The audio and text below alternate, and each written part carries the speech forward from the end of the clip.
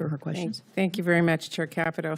Good morning, Secretary McMahon. You know, President Trump has made clear that he wants to abolish the very department that you lead, and we know here that you cannot eliminate the Department of Education without an act of Congress. But I'm afraid that that has not stopped you from preventing the department from actually doing its job.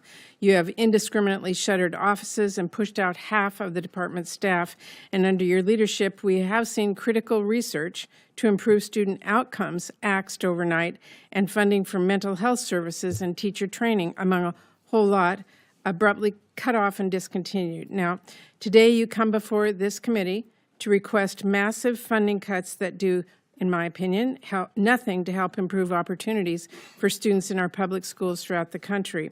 You are proposing to slash Pell Grants and much more. Now, you and the President say this isn't about cutting education funding, but all about, quote, returning education to the states. But actually that can be further from the truth, because the reality is this administration is actually taking unprecedented steps to extort schools and universities and hold federal funding hostage if they don't conform with your agenda. So it's pretty clear that returning education to the states actually means letting states and colleges and local communities pick up the tab. And I just don't believe that's how things should work in America. I don't believe that's good for students, and I don't believe it's good for our families. Now, having said that, Secretary McMahon, as I mentioned, you have set out to eliminate nearly half of your department's workforce, and that includes pushing out the door more than half of the staff at the Office for Civil Rights. The entire staff responsible for managing grant operations and contract procurement, and employees who actually prevent students from getting ripped off by predatory colleges. The department cannot do its basic job to execute the law, given how many staff have been pushed out, and it is our students and our teachers who will suffer the consequences. So I want to know from you, before you cut that much staff, did you conduct any analysis to assess whether or not it would degrade support and services for students in our schools, or how the department would still be able to execute the law after losing so many employees? Certainly. Excuse me. Good morning. Thank you for that. Yes, we did talk to the department itself. But did you do an actual analysis? OCR. What we looked at across was how can we restructure the department so that we can maximize the use of the people who are there. So what we did was in like training manuals and things of that nature to look at it and say, okay, we can better operate if we focus on So this was a conversation. You didn't do an actual analysis to determine what the effects of this would be? No. So no study was done. They were just fired and you assumed that it would work? No, obviously not. I have been in the private sector and done restructuring before in companies, and it's painful to do restructuring. It is painful, but normally... Good evening, pristine viewers. Welcome back to The American Enigma, the channel where we speak truth, defend liberty, and hold the line against big government tyranny. Well, on today's episode, we've got a real gem of a hearing to break down. Senator Patty Murray, one of the leading voices of bloated federal bureaucracy, grilled Secretary McMahon in a recent hearing about the Department of Education. If you didn't catch it, it was basically a masterclass in how the left defends government waste and dependency while ignoring the rights of parents, teachers, and local communities. President Trump has made clear he wants to abolish the Department of Education. Yes, and thank God for that. For decades, the Department of Education has sucked billions of dollars from taxpayers only to shove top-down, one-size-fits-all mandates into our classrooms. Newsflash, Patty. Our kids aren't statistics, they're individuals. And no overpaid bureaucrat in Washington, D.C. knows better than a parent or a local teacher in Iowa, Texas, or Montana. Companies look ahead and say, what are our goals and what will be the impact if these employees are gone from this department? That's why I asked, but you've not done an analysis, and my time is short, so let me continue. I know Ranking Member Baldwin talked with you about this as well.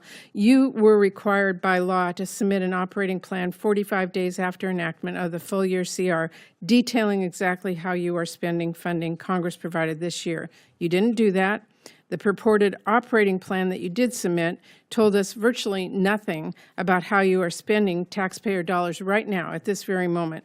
And that really raises concerns about when and actually if you're going to get funding that Congress did provide for FY25 out the door. For example, your FY26 budget request zeroes out dedicated funding for literacy education programs, and your operating plan for this year describes this funding as unallocated. So will you allocate the $220 million for literacy programs that Congress appropriated for FY25? Well, Senator, as I mentioned earlier, we are looking at the unallocated dollars now to determine which of those programs we can best spend those dollars on.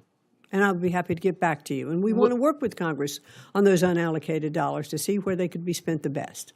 Well, what is your plan to make sure that that funding actually gets to the schools and students it was intended to support? We're running out of time here.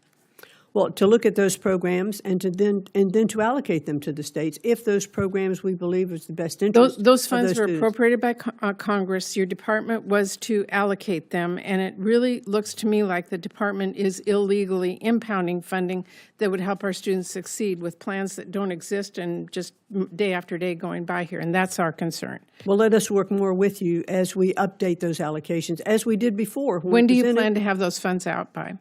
Well, the funds that we are approving will go out in this year. Like in this next month or? In the fiscal year. You're running out of time, so we need to see what the plan is, if you could provide Yes. that. Okay. Secretary McMahon, the administration says that one of its priorities is tackling anti-Semitism in our schools. That's correct, right? Correct. Well, the Office of Civil Rights at your department takes the leading role in preventing anti-Semitism and enforcing our nation's civil rights law. It is really an important mission. But as you hopefully know, that office is underwater. What is the current backlog at OCR? Can you tell us that? We inherited about a 20,000 backload from the Biden administration, but one of the things that we found is some of those cases were like one-page complaints, and we've really been able to get rid of many of them, and we are fulfilling. So what is the this is important for me to finish. We absolutely are fulfilling all of our statutory requirements, have not failed to do any of those, and not only are we reducing the backload, but we are keeping up with what's coming in now with a reduced staff. I appreciate because we're doing it efficiently. If you don't have the staff, you can't do them. So no, excuse me. If you have an efficient staff that has changed programs and you are addressing all of the issues, then you are being successful. So I'm answering your question by completely answering it. Madam Secretary, my question is, what is the current backlog? Current backlog is probably about, let's see, I'm looking at my numbers now, about 2,500 cases. 2,500, and how many are you processing per month? Do you have any sense? No, well, we're catching up with the backlog and keeping current on the ones that are coming in. But you don't know how many you're processing every month. You can't tell us, so we can get an idea. I can get back to you with that. Would you? Exact number? Sure. If you could commit to giving us quarterly reports so we know whether OCR is simply dismissing these cases or doing its job. If you could give us a quarterly report. I'd be happy to do that. I can assure you it's doing its job. Thank you very much. Thank you, Madam Chair. Senator Hyde-Smith. Now let's talk about staff cuts. Senator Murray was clutching her pearls over Secretary McMahon, pushing out half the department's staff. Let me ask you, when's the last time a government agency cut its workforce in half and things didn't get better? McMahon is doing what private sector leaders do all the time, streamlining, making government leaner and more accountable. And I love how Murray admits there was no formal analysis done.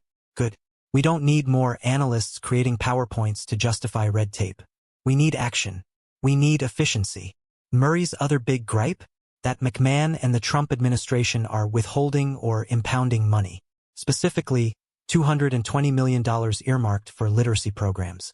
Here's the deal, folks. Congress rubber stamps money every year for programs without even knowing if they work. McMahon said clearly, they're reviewing how to best allocate the money. That's not obstruction, that's responsibility. I don't want our kids treated like props in a federal spending spree. If local schools can teach reading better without DC dictating every step, let them. And let's not ignore the hypocrisy. They scream when money isn't spent fast enough, and they scream louder when money is spent without their pet projects attached. Pick a lane. Now here's where the left's mask really slips off. They don't just want to fund education, they want to weaponize it. Murray bemoaned that the Office for Civil Rights is overwhelmed and underfunded. Why? Because they've turned it into a political tool. They've been filing investigations into schools over pronouns, locker room access, microaggressions, you name it.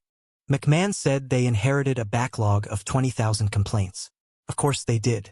When your job is to create problems instead of solve them, you end up with mountains of nonsense.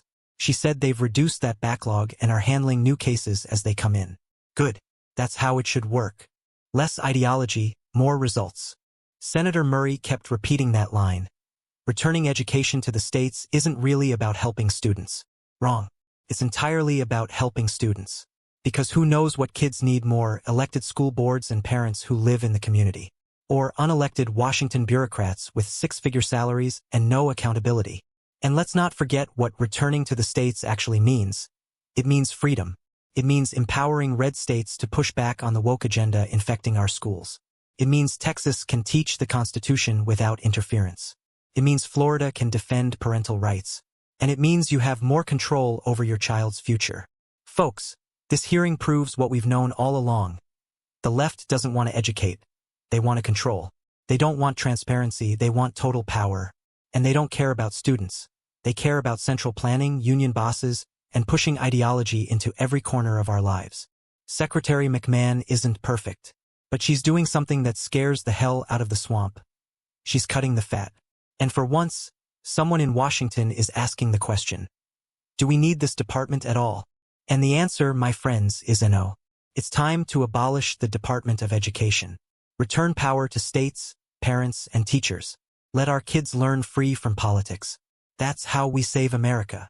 If you believe in limited government, real education reform, and putting parents back in charge, hit that like button, subscribe, and share this video with every patriot you know.